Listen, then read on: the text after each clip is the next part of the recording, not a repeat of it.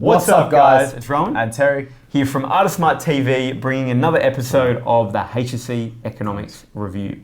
Now, in this episode, we're going to be unpacking the impact of the Ukraine-Russia conflict on Australia. Now, unfortunately, the conflict has really just emerged, but at the same time, it's, I think, worth trying to get a sense of what may be the impact that it might have on the Australian economy across confidence, trade, and other areas, because it is certainly something that you can bring in to a number of parts of the HSC Economics course, which we'll unpack with you now. So, diving in, Terry, how on earth can a conflict that is seemingly on the other side of the world impact Australia? So I think there's mainly, three issues that we can talk about. The first one is that when we understand that we live in a very heavily globalized economy, right, it doesn't really matter geographically how far away something is, because just of how interconnected and integrated and in sync all these economies are. What kind of, the glue that ties all them all together is just what I call confidence, right? And so confidence will just really affect how everybody performs, whether people go out and spend, whether people go and save, and then if they're spending on imports and exports, that's also going to have an impact on just our trading partners as well. And if it affects our trading partners, it affects us. So that's number one. Number two is just the upcoming election. I think we're already starting to see some elements of political point scoring. And I think it is, as we move forward, we're going to also see how it affects, just the election platforms that the different parties take. And number three is just that supply side in terms of just this disrupting an already really disrupted, global supply chain that we've already had 2 years of COVID. It's just going to bring even more disruption just because Russia itself is actually a really, really large exporter of commodities. That's right. Now, just as a quick point before we start to pull these threads out a little bit, and that would be what Terry's highlighted is actually in many respects going to topic one and thinking quite closely, right, for topic one on, whether or not it's looking at the degree of globalization, regionalization, and the interconnections between countries, right? Like that's start of the course. Whether or not you're looking at, trade, and Australia's relationship with the rest of the world, which is sort of topic two that we're getting into. And I think that's just the thing to highlight is that I think you'll be able to use what happens here, as unfortunate and as sad as it is, as I think some really good examples in both those two sections of the course, in just terms of looking at, the impact the global economy does have on the Australian economy. So maybe let's just dive in. Do you want to start a little bit with, the first one in terms of just the background? Background. Yeah, go with background. Yeah. Yeah. So just to paint a picture, when we look at GDP, Russia is the world's 11th biggest economy, just behind South Korea and in front of Brazil. So definitely quite a large player in the global economy. And we're 13th. Yeah. So they're actually not, relative for land size. Yeah. We do pretty well. Yeah. When we look at why they're 11th. I think the biggest part is that they're a huge exporter of commodities. So they've got things like oil, gas, coal, metals, and wheat, right? So some things that we need from them, but also some things in which they compete with us as well. Right. Definitely. And I think that's where it's going to be pretty interesting, right? They also supply a lot of metals, so aluminium, palladium, which is an important metal that's used in cars and vehicle construction. They also clearly play a huge role in sort of energy supply for Europe, which is really quite interesting. So the EU is particularly vulnerable to supply shocks because they rely on energy imports. 41% of the natural gas, 27% of its crude oil comes from Russia. So you can sort of see there that Russia is globally very, very important from a perspective of supply of commodities. Now, just to highlight, Germany, which is arguably the powerhouse of sort of the EU economy, they have 34% of oil imports and 35% of gas imports from Russia, so a third. So we can sort of see, okay, great, this is a little bit of context, right? And so Russia, invades the Ukraine. Ukraine itself is also a large importer, particularly in agriculture, amongst other things, but also for a number of commodities. And then you have sanctions starting to be placed on Russia, particularly for its actions. So what do we think then? First of all, I guess, are the impacts of this context, right, that we've quickly unpacked on One, maybe consumer and business confidence, and then two, maybe supply chain, and then three, we can go into the political ramifications last. Yeah, starting off with consumer and business confidence, I think we need to recognize just how fundamental a lot of these exports that Russia brings, right? It doesn't matter what kind of industry you're in, for example. I always use the example of, every industry relies on fuel because you will need some form of transport to get your products where they need to go. So really, I think it's going to have a huge impact. It's going to, businesses are going to see very, very rapidly rising costs, at least in the short term, in terms of their logistics costs, and it's going to have quite a dampening effect on confidence. Yeah.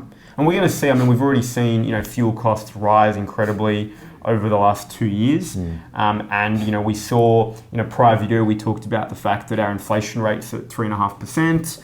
And we saw that one of the main contributors to that was transportation costs. And so we can only see that that's going to just grow over the course of 2022, for however long the conflict continues for and the sanctions continue. Because ultimately that's going to keep growing the cost of logistics, transportation, which flows on across, just to clarify, in case there's any viewers who aren't sure what sanctions actually are. So sanctions just means that we choose to, as a result of denouncing what they're doing in Ukraine, we say we are not going to import products from your country. That's right. Now, of course, it's challenging because a lot of countries can't actually implement some of those sanctions because they're so reliant on, the EU and Germany is a good example, right? They're so reliant on Russia for their energy supply. And even though, yes, and this is where there's maybe some benefit for Australia, we also are a major natural gas exporter. So the argument here is maybe there's a benefit for Australia, right? Because countries put sanctions on Russia, and Russia's then not able to export as much of their natural gas. The challenge, though, for Australia is we're just really far away. So for us to get the natural gas there, it's by ship, it's liquefied natural gas rather than pipelines. So there's just a challenge in just, the constraints, supply constraints, really. We look at that as part of the course. That will, limit maybe some of the opportunity for Australia, certainly at least for the natural gas side of it. Now, what does this mean for confidence? I think the biggest thing here is you've got two things play out. You've got like a practical reality where you've got supply side constraints that are going to happen. You're going to see increasing costs, particularly in transportation and fuel. But alongside that has a huge impact on confidence levels. What do you think the impact will be for confidence? And what has it already been? Because I think we've already seen some of that play out. Yeah, so I think when you look, I think the first domino that often falls when you look at confidence is just the stock market, because it's so heavily reliant on speculation. And so often those things that rely on speculation, they're more risky. So investors and even businesses alike, they often look there first. So we actually had some really major falls. I think, Rowan, you quoted 63 billion. Yeah, 63 billion wiped off in the ASX. I think in the US, they had something of a very similar effect. What I will notice though, is from the day of this recording, a lot of those losses were actually very quickly recovered. That's right.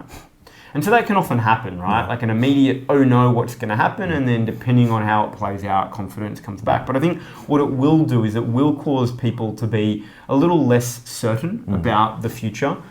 When inflation, and you're already experiencing inflation, and then there's going to be more supply shocks. And if you expect future increases in prices to occur, what that tends to do is it tends to mean that it tends to sort of spend less and consume less as a result, because you're concerned about, what's it going to mean? How are we going to afford things? And so one of the consequences could be in Australia that you do see a little bit of a dampening of that consumer confidence, and particularly that business confidence, which is only just starting to recover from Omicron. And so the timing in some respects is a little unfortunate there. Now, of course, I think whether or not that'll stay subdued, because as Terry said, the markets have bounced, so we may see only a very short downturn and then there's a bounce in confidence. I think depends on to what extent Australia gets some trade benefit, right? And I think also just because the conflict is still in its early stages, and hopefully this is the end, right? Yeah. In all honesty, hopefully this is the end, but it is still quite in those early stages. And I noticed when you were saying that, you used the word tend about quite a few times, and it is at this stage it's very speculative. We actually don't really know. So I think this is definitely a space where if you are going to talk about this, you need to just watch it carefully and see how it develops. Yeah, definitely. Now there is some small opportunities. We talked about maybe natural gas, but probably going to be challenging because of supply constraints. What though is interesting is that Russia is the biggest wheat exporter, the world's biggest wheat exporter. Ukraine is the 5th and Australia is 6th. So the likely benefit for Australia is going to be in wheat. Yeah. We saw that happen when Russia annexed Crimea in 2014. We saw an increase in the wheat prices, and that's really a good thing for Australia, because what it's going to do is it's going to improve our terms of trade, or at least support an improvement in terms of trade, because we're going to see an improved price that we receive for our exports, where import prices may not, although given the cost of oil and other things, we may actually not see that play out in the way that we want. But certainly I think we could see potentially an increase in our wheat exports. And even if it doesn't actually end up materially improving the terms of trade, it could at least just soften the damage. Yeah, exactly, right. That's probably the most likely outcome. I think you're right. Now, what about political ramifications? Well, I mean, I don't know. We don't often get too political on this, but I think we kind of have to this time. Particularly with the federal election, I think, on the horizon, Yeah, so I think for us, obviously we aren't the most connected to the Russia and Ukraine region, but I think we are connected very closely to one of their closest allies in this situation, which is China. And I think, look, already moving into that election period, I've actually already started to see a little bit of the platforms form. So I know that, for example, the Liberal Party are actually taking on a very, I don't want to use the word anti-China, but they are a very strong stance against them. So I think this would also play into that as well. Yeah. I'd say that it's probably come quite bipartisan, in the sense that I think Labor has sort of also come to a point around national security. I think for me, the interesting thing is globally, and I think this is what is the risk for Australia, and it's who knows the likelihood of this, right? Is that you have at the Olympic Games, Putin and Xi Jinping, basically form a sort of Soviet Russia, Sino-Chinese pact. It feels like we're back at USSR days right now, unfortunately. But you've got a pact that's formed, right? Now, in many respects, what a lot of analysts are sort of fearing is that, well, okay, Putin's invasion of Ukraine is really a test case for China with Taiwan, right? How does the world react to it? Is it just sanctions? Well, okay, if it's just, and I say just sanctions because Russia have been used to sanctions. They've had sanctions now for many, many years. They're sort of, learnt to live with them. And they've also got $600 billion in their foreign currency reserve, which is designed that they've strategically built up since Crimea to deal with the risk of sanctions being placed on them. So the point being is they've sort of built up some strategies to minimize the impact of sanctions. You've got China looking, I think, at what's happening, and I think it just plays out for potentially what they may then do with Taiwan. Now, of course, the reason that's important to Australia is that it's just a much closer to home, right? And that then, I think, could have more significant trade impacts for Australia at that point. But that is all very much conjecture. Who knows what will happen? But I think that's sort of the longer term possible political risk that starts to play out here as well. Yeah, and I think you just touched on a very good point there, just about the reserve assets. You do talk about that in topic 2 of this course. It doesn't get a lot of play, to be honest. It gets glossed over quite easily. But I think, this is actually a very good case of where it's actually really important. When a country is going through some strife or going through some tough times, that they actually have those reserve assets available. So that it does have a purpose. It's not just there to be added up in a multiple choice question. Brilliant. So any final comments on the likely impact of the Ukraine-Russia conflict on Australia? I just think it's just something which we don't know an awful lot of at the moment. We've given our analysis, I guess, but it's also just like, as you said, a lot of conjecture at this stage. And I'm just really hoping for peace. That's right, definitely. What I would suggest for you, if you're watching this, is pay attention though, right? Because I do think, unfortunately, if the conflict continues to play out, it is an example, and it is illustrative of a number of interesting areas across the course that you could bring it in as a reference point to use. It's obviously highly topical and very present. So it's something that you should pay attention to, I think, if you're an economics student. Not just simply from a perspective of, the political and human ramifications, because of course that's horrible, but I think also consider it from an economic perspective as well. Do you have any questions about it or any thoughts yourself about maybe, what you think might happen and play out from an economic impact point of view? Let us know in the comments below. We'd love to know. If you're needing more support navigating the HSC Economics course, we've got a credible team of teachers, tutors and mentors at ArtistSmart to work with you to help you develop that mastery of the economics course, but also the analysis that you need, bringing in these real world examples to really shine in those extended responses. So feel free to jump across and get in touch with us at artistsmart.com.au. Otherwise, All the best, and we'll see you in the next episode.